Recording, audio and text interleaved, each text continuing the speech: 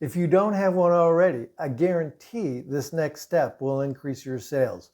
It's having a sales and marketing alignment team. And even if you only have just a couple of people on each side, it's still a great thing to do. Let me give you an example of why it's so important. I was in the middle of a meeting working for a customer one time when one of the salespeople walked into the room and said, "I just went to a customer and our marketing department had offered them 10% off on our new product and I knew nothing about it. They thought I was stupid and they thought we were disconnected and it was really bad." It was then I realized that the company needed a sales and marketing alignment team. What we decided to do was this, and I think it's a good process for you to follow as well. You take one or two of the sales leaders and one or two of the people on your marketing team, and they meet once a week.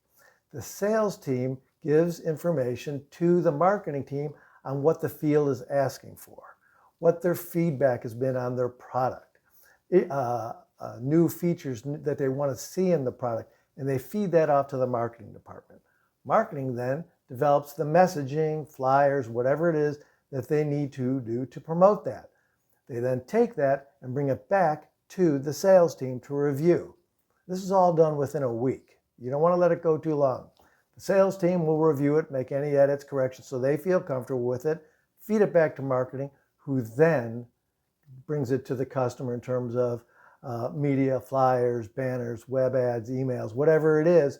But the key here is that your team has a consistent messaging with the customer. Your customer starts to understand that you're a cohesive unit and that you all work together as a unified team.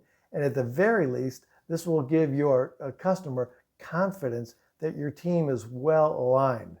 And in best case scenarios, you're going to sell a lot more too, because everyone's going to be on board on what the messaging is and what they're supposed to be delivering to the customer. It's a really good thing to do, and I think you'll be happy you'll have a sales and marketing alignment team if you don't already. Let's keep going.